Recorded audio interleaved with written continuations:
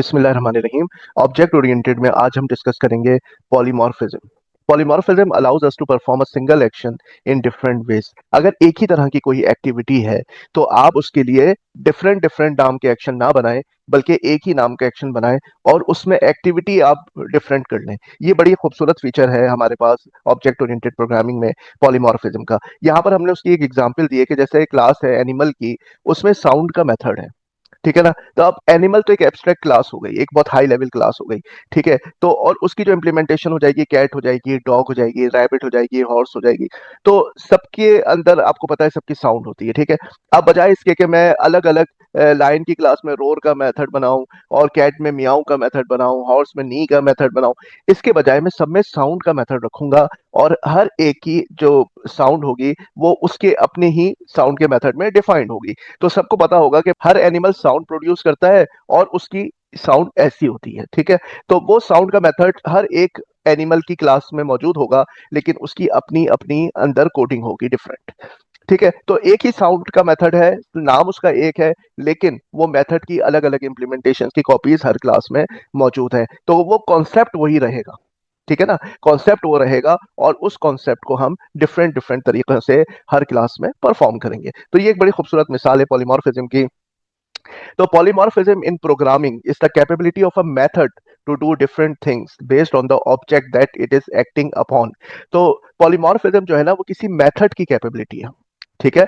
Method function की capability है कि वो डिफरेंट टास्क परफॉर्म कर सकता है, लेकिन वो डिफरेंट टास्क किसके हिसाब से होगी, ऑब्जेक्ट के हिसाब से, जिस ऑब्जेक्ट के लिए वो मेथड कॉल होगा, that it is acting upon, यानी वो जो स्पेसिफिक ऑब्जेक्ट जिस भी एनिमल का होगा उसके हिसाब से वो मेथड कॉल हो जाएगा। In other words, polymorphism allows you to define one interface and have multiple implementations। यानी सबको पता है कि ये साउंड का मेथड है, लेकिन उसके पीछे अलग अलग इम्प्लीमेंटेशन है हर एनिमल के हिसाब से। As we have defined the method sound having multiple implementations of it in the different subclasses। तो हर सब क्लास में जो कि पेरेंट क्लास एनिमल से ड्राइव हुई भी होगी, साउंड का मेथड अपना अपना होगा, लेकिन होगा नाम साउंड ही।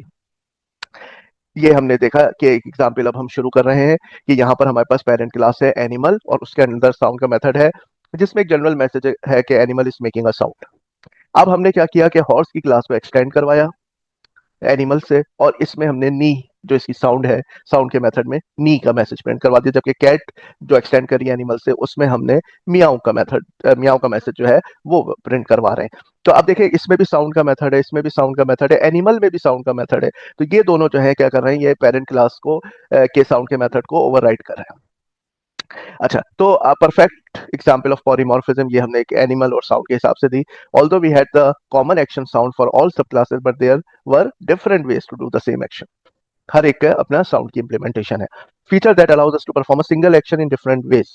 पॉलीमॉर्फिज्म हमारे पास वो फीचर है जो एक एक्शन को डिफरेंट तरीके से करने का हमें इजाजत देता है। It would not make any sense to just call the generic sound method as each animal has a different sound. तो ये कोई बात सेंस नहीं रखती कि आप जो है ना एक ही साउंड का मेथड जो है वो सबके लिए इनहेरिट करवा दें पेरेंट्स, क्योंकि every animal has a different sound. तो फिर हर एक के साउंड का मेथड अपना अपना होना चाहिए। Thus we can say that the action this method performs is based on the type of the object. तो जिस तरह का ऑब्जेक्ट होगा फिर उसका साउंड का अपना मेथड एग्जीक्यूट होगा उस ऑब्जेक्ट के लिए। तो जनाब पॉलीमॉर्फिज्म की दो इकसाम है और दोनों ही मेथड पे डिपेंड करती हैं। एक है मेथड ओवरलोडिंग और एक है मेथड ओवरराइडिंग। मेथड ओवरलोडिंग तो ये है कि कंपाइल टाइम पर ही कंपाइलर को पता चल जाता है कि किस वाले हमें मेथड को कॉल करना है। लेकिन मेथड ओवरराइडिंग जो कि रन टाइम पॉलीमॉर्फिज्म कहलाती है, यानी डायनेमिक पॉलीमॉर्फिज्म कहलाती है, तो जब प्रोग्राम रन हो रहा होता है तो JVM Java virtual machine decide करती है कि इस वक्त जो है जो वेरिएबल है उसमें किस ऑब्जेक्ट का रेफरेंस रखा है, तो उस ऑब्जेक्ट के हिसाब से फिर वो मेथड कॉल होगा। तो ये पहले हम एग्जाम्पल देख लेते हैं कंपाइल टाइम पॉलीमॉर्फिज्म की। यहाँ पर आप देखें कि मेरे पास डेमो का मेथड है, क्लास है ओवरलोड। इसके अंदर डेमो की मेरे पास तीन इंप्लीमेंटेशन है। तो पहला जो डेमो का वर्जन है उसमें हमारे पास बतौर आर्ग्यूमेंट एक इंटीजर वेरिएबल है, एक दूसरी इंप्लीमेंटेशन जो है इसमें दो इंटीजर्स हैं और तीसरी में एक फ्लोटिंग पॉइंट वेरिएबल हमारे पास है, ठीक है। इसमें तो सिंपली एज इक्वल टू ए का मैसेज आ रहा है, इसमें ए और बी दोनों प्लस हो रहे हैं, और इसमें क्या हो रहा है कि ए के साथ मल्टीप्लाई होकर रिजल्ट आ रहा है। तो अब मैंने मेन मेथड के लिए मैंने क्लास बनाई मेथड ओवरलोडिंग के नाम से, और इसके मेन मेथड में मैंने क्या किया कि ओवरलोड क्लास का एक ऑब्जेक्ट बनाया, ठीक है। ओबीजे जो है ये मेरे पास ओवरलोड क्लास का ऑब्जेक्ट है। एक मैंने वेरिएबल बना लिया जिसका नाम रख लिया रिजल्ट, अब सबसे पहले मैंने ये पहला वाला वर्जन कॉल किया जिसमें मैंने इसको एक इंटीजर दे दिया 10। तो क्योंकि मैं एक इंटीजर वैल्यू दे रहा हूँ तो जाहिर बात है कि ये वाला मेथड कॉल होगा, डेमो का ये वाला वर्जन कॉल होगा जिसमें एक इंटीजर है। जब मैं दो इंटीजर वैल्यूज दे रहा हूँ तो डेमो का ये वाला वर्जन कॉल होगा जिसमें दो इंटीजर्स हैं। और जब मैं 5.5 यानी कि फ्लोटिंग पॉइंट वैल्यू दे रहा हूँ तो ये जो थर्ड वर्जन है ना ये कॉल होगा। यहाँ पे तो आपके पास जो है ना सिस्टम आउट प्रिंट एलन मौजूद थी और रिटर्न टाइप वॉइड थी। तो ये तो खुद ही यहाँ पे वैल्यूज प्रिंट हो जाएंगी ए की वैल्यू, और यहाँ पर जो है ना ए और बी की वैल्यू प्रिंट हो जाएगी। लेकिन यहाँ पे रिटर्न हो रही है, तो रिटर्न हो रही है तो आपको रिजल्ट कहीं सेव करना होगा। ठीक है, ये मेथड कॉल होगा, वैल्यू रिटर्न करेगा तो रिजल्ट में सेव हो जाएगा। रिजल्ट हमने डबल यहाँ पे वेरिएबल डिक्लेयर किया हुआ है। तो जब रिजल्ट आ जाएगा यहाँ पे, ये मेथड कॉल होगा, रिजल्ट की वैल्यू आ जाएगी तो इसको प्रिंट करवा लेंगे हम लोग। सही है ना? तो यहाँ पर इसका रिजल्ट प्रिंट हो जाएगा। ये हो गया कंपाइल टाइम पॉलीमॉर्फिज्म, जिसको हम स्टैटिक पॉलीमॉर्फिज्म भी कहते हैं। कंपाइलर जब चलता है तो कंपाइलर को पता चल जाता है कौन सा वर्जन कॉल करना है, किस पे आर्ग्यूमेंट को देखते हुए। तो ये आ जाएगा ए की वैल्यू 10, ए और बी की 10 20, और ये डबल 5.5 के साथ आपने कॉल किया तो आउटपुट आया इसका 5.5 मल्टीप्लाई बाय 5.5 यानी 30.5।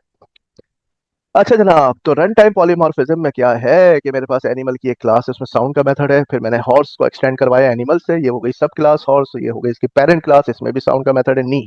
और मैंने कैट की भी बना ली यार, एक यहाँ पे मैंने कैट की भी बना ली क्लास। अब ये जो मेन मेथड है इसके अंदर हमारे पास क्या है कि एनिमल क्लास का मैंने एक रेफरेंस वेरिएबल बनाया, लेकिन इसको इक्वेट करवाया हॉर्स के ऑब्जेक्ट के साथ। हॉर्स का ऑब्जेक्ट बना के उसका जो एड्रेस है मैंने ओबीजे में सेव करा लिया। अब जब मैं ओबीजे डॉट साउंड करूंगा ना तो ये रन टाइम पर चेक होगा कि इस ओबीजे के अंदर किस ऑब्जेक्ट का एड्रेस रखा हुआ है। क्योंकि वो हॉर्स वाले का रखा हुआ है तो जो साउंड का मेथड कॉल होगा वो हॉर्स वाला कॉल होगा। और यहाँ पर क्योंकि आपने कैट की इक्वेट करवाया कैट ऑब्जेक्ट के, तो जब मैं ओबीजे डॉट साउंड करूंगा तो कैट वाला साउंड यहाँ पर रन होगा। ये रन टाइम पर डिसाइड होता है कि इसके अंदर किसका एड्रेस रखा हुआ है। और ये है पेरेंट क्लास का रेफरेंस। तो पेरेंट क्लास को चाइल्ड, किसी भी चाइल्ड का जो एड्रेस है वो अपने अंदर होल्ड कर सकती है। आई होप आपने अंडरस्टैंड कर लिया होगा general concept run time polymorphism का और इसकी टाइप्स, यानी compile time static polymorphism and run time dynamic polymorphism. Thank you very much.